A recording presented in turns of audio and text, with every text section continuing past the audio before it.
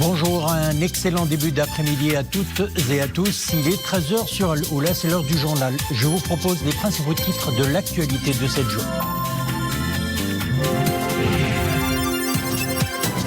Sa Majesté le roi Mohammed VI Amir Mouminin s'est recueilli hier, 10e jour du mois sacré du Ramadan, sur la tombe de feu Sa Majesté le roi Mohammed V.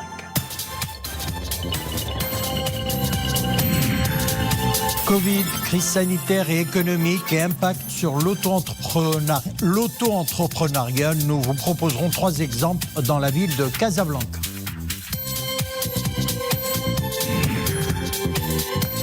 Crise sanitaire toujours, autre impact, la commercialisation de médicaments sur Internet, un phénomène qui menace la santé des citoyens.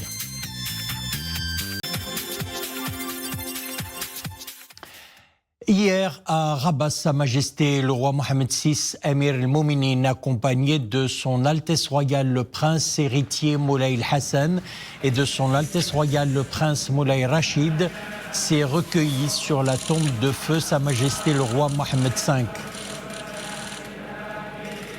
Sa Majesté le roi Mohammed VI Amir al-Mouminin s'est recueilli sur la tombe de feu Sa Majesté le roi Mohammed V à l'occasion du 10e jour du mois sacré du Ramadan qui coïncide avec l'anniversaire de la disparition du Père de la Nation, feu Sa Majesté le roi Mohammed V, que Dieu l'entoure de son infinie miséricorde.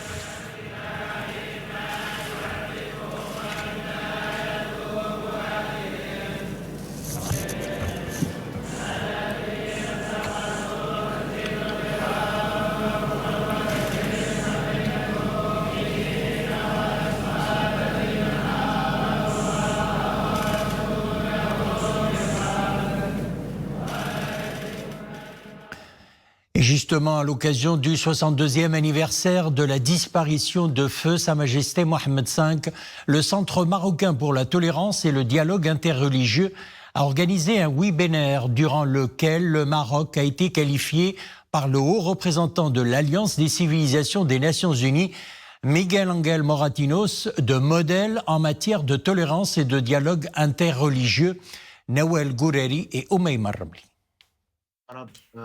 Une visioconférence où le mot d'ordre, c'est la tolérance. Par écran interposé, de grands noms représentant les 3 religions abrahamiques. Tous plaident la même cause, celle du dialogue interreligieux. Je suis heureux donc ce soir de faire partie du forum qui parlera donc de ce discours interreligieux, mais d'abord de rappeler la mémoire de ce grand roi, ce roi vénérable, donc le roi Mohammed V, qui à l'époque, nous savons comment il était donc un rempart contre la haine gratuite, contre la haine raciale. Les positions fermes de Sa Majesté Mohammed V ont marqué d'une empreinte indélébile le monde entier.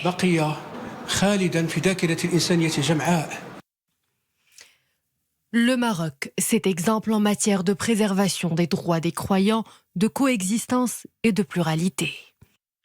Tous les participants s'inspireront du modèle marocain. C'est le pays qui a le plus réussi en matière de coexistence et d'harmonie en termes de pluralité culturelle et culturelle.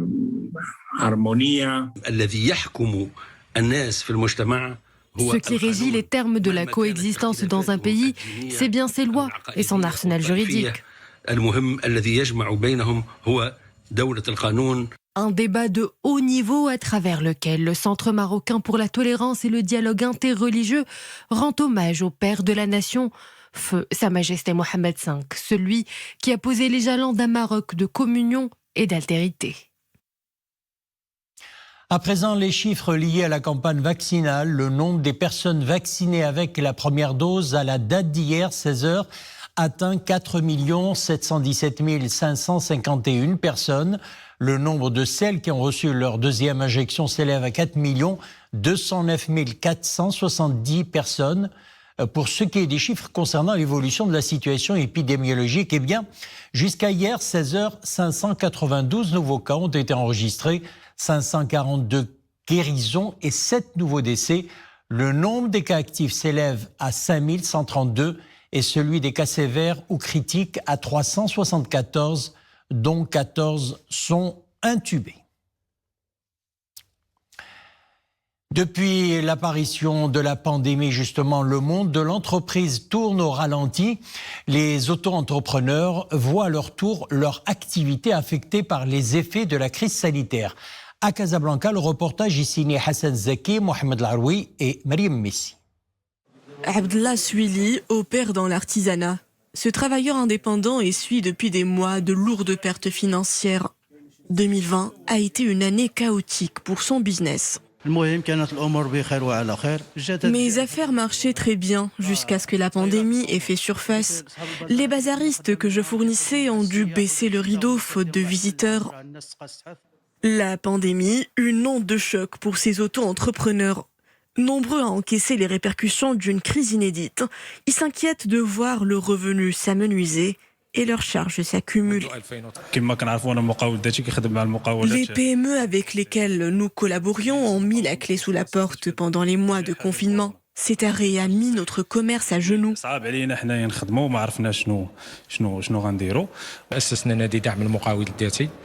Nous avons fondé ce club d'appui à l'auto-entrepreneur en 2019. La période post-confinement a mis à nu le malaise des professionnels. Artisans et commerçants ont été fortement lésés et leur chiffre d'affaires fragilisé. Sortir la tête de l'eau, pas si difficile pour ces auto-entrepreneurs. Habitués à la prise de risque, ils n'hésitent pas à explorer toutes les pistes de survie, y compris la voie de la reconversion. Espace, la capsule Crew Dragon de SpaceX s'est amarrée à la Station spatiale internationale avec à son bord 4 astronautes.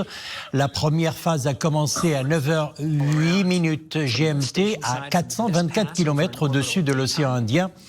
Pendant sa mission de 6 mois, l'équipe sera chargée de mener une centaine d'expérimentations scientifiques. Les scientifiques espèrent d'ailleurs que ces recherches pourront aider les agences spatiales à se préparer aux missions qui exposeront les équipes aux difficultés de l'espace pour de longues périodes et même à aider à combattre les maladies du cerveau sur Terre.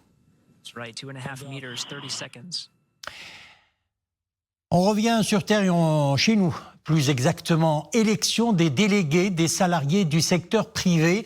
Sachez que le ministère du Travail et de l'Insertion professionnelle a lancé hier un guichet en ligne spécial pour ces élections via son site institutionnel que vous voyez sur votre écran, www.travail.gov.ma. La commercialisation de médicaments sur Internet, nous le disions au titre, un phénomène qui a émergé en particulier pendant la période du confinement. Cette pratique n'est pas sans danger sur la santé des malades, car ces médicaments mis en vente sur la toile peuvent être non conformes aux normes de santé publique. Zoom sur ce phénomène qui menace justement la santé publique dans cette petite enquête menée par Samira Asban et Mohamed Touanina. Le commentaire est signé Nessil Hamdaoui. La vente de médicaments via les réseaux sociaux pullule ces derniers temps. Seulement voilà, ces médicaments peuvent être contrefaits. De nombreux trafiquants exploitent la vulnérabilité de certains patients en quête de médicaments bon marché. Sur la toile, on trouve un peu de tout. Des comprimés pour le traitement des maladies chroniques ou des compléments alimentaires. Un business pur et dur qui n'est pas pour plaire aux plus rationnels. Quand tu achètes un médicament via Internet, tu risques de nuire à ta santé. Il est fort possible de tomber sur des médicaments dont la date de péremption a été falsifiée. Il est hors de question que j'achète un médicament sans connaître ses composants et son origine. Acheter un médicament sans ordonnance via Internet serait vraiment très risqué. Et le risque, le voici. Sur cette page postée sur les réseaux sociaux, on est face à une commercialisation de comprimés donnés pour être efficaces pour les avortements. En menant notre petite enquête, nous avons découvert qu'il s'agit d'un traitement prescrit pour les malades atteints de rhumatisme. Le médicament avait été retiré des pharmacies par le ministère de tutelle il y a plusieurs années. D'après la convention Medicrime, les médicaments mis en vente sur Internet sont à 90% falsifiés. Leurs origines sont inconnues, tout comme leurs principes actifs. Même les procédés de leur conservation et de leur stockage restent flous. La loi 1704 portant code du médicament et de la pharmacie interdit la vente de médicaments sans autorisation et définit les circuits légaux de commercialisation des médicaments. Ainsi, les médicaments disposant d'une autorisation de mise sur le marché ne peuvent être commercialisés sur Internet, contrairement aux compléments alimentaires. Si leur vente est tolérée, elle n'est pas sans danger. Et je donne l'exemple avec un complément alimentaire qui est vraiment en vente au niveau, que ce soit au niveau des parapharmacies ou au niveau de l'Internet, le millepertuis. C'est un médicament qu'on prend pour justement avoir le sommeil, pour on dit même qu'il est antidépresseur.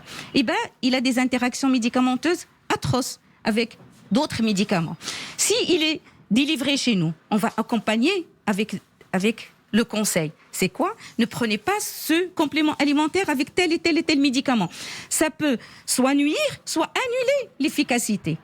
La commercialisation anarchique des médicaments, un phénomène qui a pris de l'ampleur pendant la période du confinement. Ce trafic est une menace pour la santé publique. Le médicament est un produit chimique avec des principes actifs. Il ne s'achète que de la pharmacie. On ne badine pas avec la santé.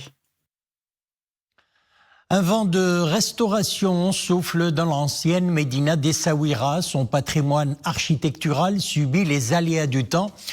Pour préserver le cœur historique de la cité des Alizés, c'est tout un programme de réhabilitation qui est déjà sur les rails. Voyons tout cela dans ce reportage de Abdelghani Tahraoui, Mounia Marouche et Oumaima Ramli. Ceinturée de ses hautes murailles, la Médina de la cité des Alizés s'érige avec fierté face à l'océan. L'air marin et l'usure du temps commencent à avoir raison de son patrimoine urbanistique et c'est pour préserver son cachet architectural qu'un programme de réhabilitation est donc bien avancé. Une fois les travaux terminés, la cité va devenir plus belle et plus attractive. Il reste seulement à en accélérer la cadence. Dans l'ancienne Médina, à chaque ruelle se feuillette l'histoire et à chaque coin de la ville, un patrimoine culturel se dévoile au regard. Redonner un nouveau souffle à ces témoins d'histoire, c'est ce que tentent de faire ces architectes et ouvriers. Chaque jour, ils s'attellent à restaurer une partie des remparts de la cité des Alizés. Les travaux de mise à niveau connaissent un taux d'avancement de 30%. Ce programme a pour objectif de réhabiliter l'ancienne Médina pour rehausser son attractivité en tant que destination touristique. C'est le cas par exemple de l'église portugaise et de la Scala, monument phare de Souera. Ce renouveau anime désormais l'ancienne Mogador, une ville inscrite dans le patrimoine mondial de l'UNESCO. Voilà, c'est ainsi que prend fin notre édition. L'info revient dans quelques instants avec le JT en espagnol. Il vous sera présenté par Zoubida El Ftri. Excellent après-midi.